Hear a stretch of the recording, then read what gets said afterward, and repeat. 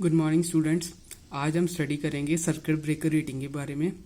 ठीक है, तो बेसिक सर्किट ब्रेकर रेटिंग तो आपको समझ आ गया होगा। ठीक है, तो स्टार्ट करते हैं हम सर्किट ब्रेकर रेटिंग।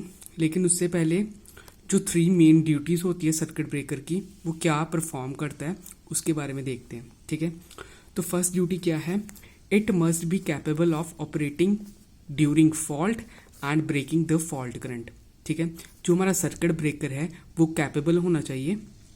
ठीक है, कैपेबल किस लिए होना चाहिए? कि वो फॉल्ट जब आता है उस टाइम पे वो ऑपरेट हो सके और जो हमारा फॉल्ट करंट है उसको वो ब्रेक कर सके। ठीक है, तो ये एक फर्स्ट ड्यूटी है सर्किट ब्रेकर की। Second is it must be capable of being closed when occurrence of fault. कि जब वो फॉल्ट आता है, जब फॉल्ट अकर होता है तो वो कैपेबल होना चाहिए क्लोज होने में। ठीक है, तो थर्ड है it must be capable of carrying a fault current for a short time while another circuit breaker is clearing the fault.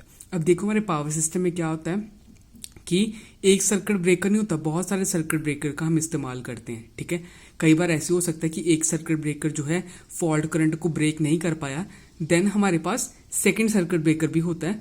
ठीक है, तो इस केस में क्या होता है कि जो हमारा सर्किट ब्रेकर है उसका ये ड्यूटी होनी चाहिए कि वो छोटे से थोड़े से टाइम के लिए ही क्यों ना हो, लेकिन वो फॉल्ट करंट जो है वो टॉलरेट कर सके, ताकि इतने टाइम पे क्या है जो दूसरा जो हमारा सर्किट ब्रेकर होगा वो फॉल्ट क्लियर कर सके। ठीक है, ये 3 मेन ड्यूटीज हैं सर्किट ब्रेकर की।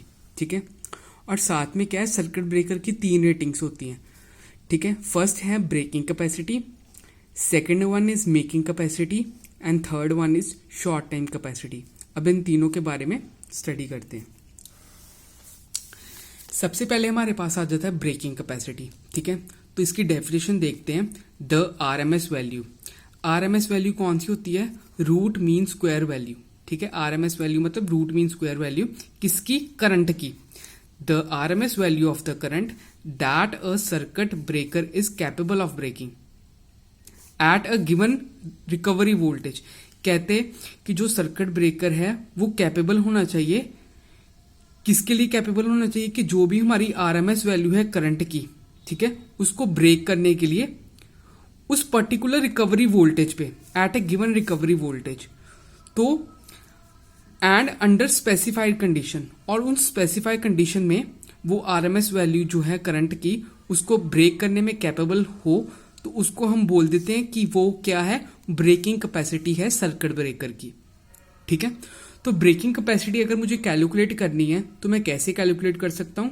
ये फॉर्मूला गिवन है √3 into V I into 10⁻⁻6 MVA। ठीक है, वी हमारी क्या है? रेटेड वोल्टेज इन वोल्ट, और आई क्या है? Rated breaking current in ampere. ठीक है, तो इस तरीके से क्या है, हम ब्रेकिंग कैपेसिटी जो है कैलकुलेट कर सकते हैं। ठीक है, क्लियर है? नेक्स्ट हमारे पास जो सर्किट ब्रेकर की रेटिंग है that is making capacity. Definition देखते हैं सबसे पहले। The peak value of the current. ठीक है, peak value of the current मतलब कि जो वो बात कर रहे हैं वेव फॉर्म के बारे में। ठीक है, पीक वैल्यू कौन सी होती है? जो जैसे हमारी वेव फॉर्म रहती है तो सबसे ऊपर जो वैल्यू रहती है वेव फॉर्म की उसे हम पीक वैल्यू बोल देते हैं, जो भी हो। The peak value of current during the first cycle of the current, जो हमारा फर्स्ट साइकिल है उसमें जो भी मैक्सिमम वैल्यू है करंट की, ठीक है, maximum value of current wave after the closure of circuit breaker.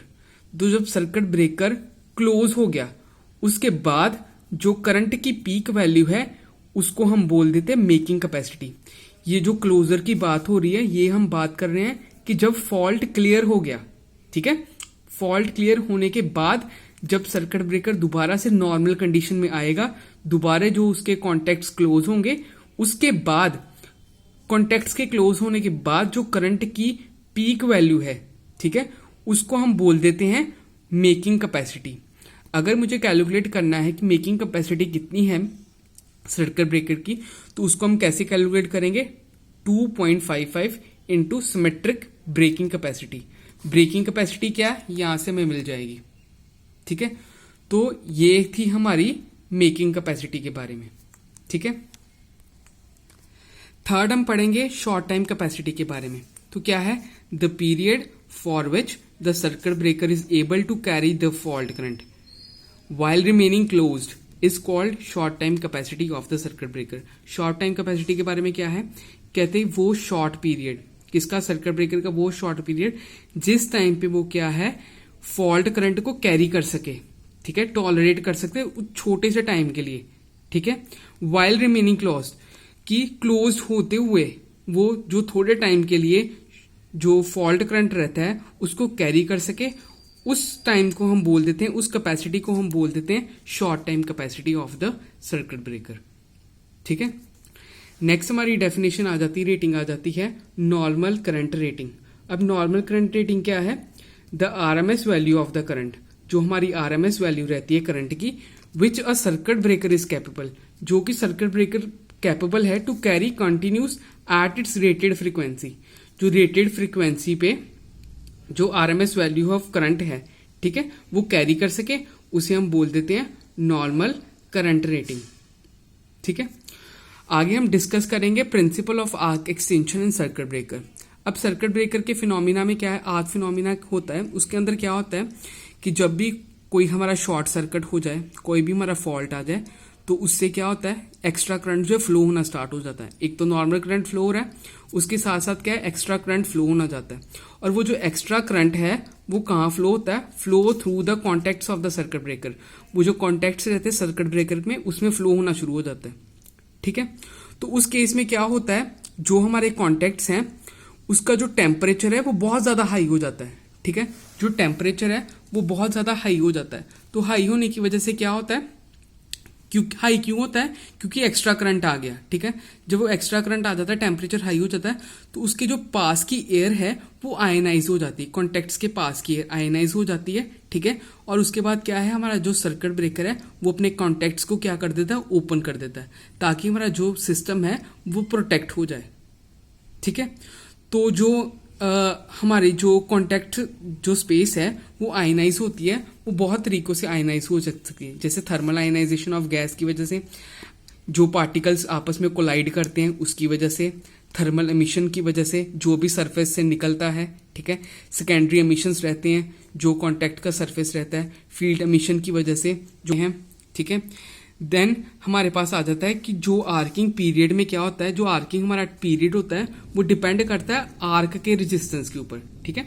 During the arcing period the current flowing between the contact depend upon the arc resistance, वो arc resistance के ऊपर depend कर रहा है, ठीक है.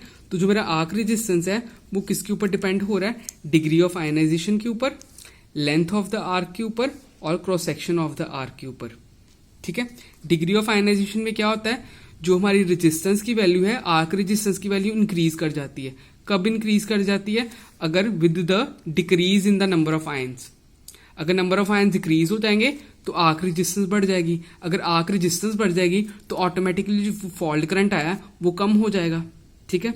इसी तरीके से अगर मुझे आर्क रेजिस्टेंस को इंक्रीज करना है तो मैं कैसे करूंगा, अगर मैं लेंथ ऑफ द आर्क जो है इंक्रीज कर दूंगा, यानी कि जो कॉन्टेक्ट्स के बीच में सेपरेशन रहती है अगर हम उसको इंक्रीज कर देंगे तो आर्क रेजिस्टेंस इंक्रीज हो जाएगा और फिर क्या है, फॉल्ट करंट हमारा डिक्रीज हो जाएगा.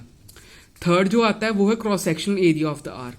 हम आर्क रेजिस्टेंस इंक्रीज कर सकते हैं with the decrease in the area of the cross sectional area of the arc. अगर मैं आर्क का क्रॉस सेक्शनल एरिया कम कर दूंगा तो मेरा जो आर्क रेजिस्टेंस है वो बढ़ जाएगा, ठीक है. जब मेरा आर्क रेजिस्टेंस बढ़ जाएगा तो इसकी वजह से क्या होगा, तो जो मेरा फॉल्ट करंट है वो कम हो जाएगा, ठीक है.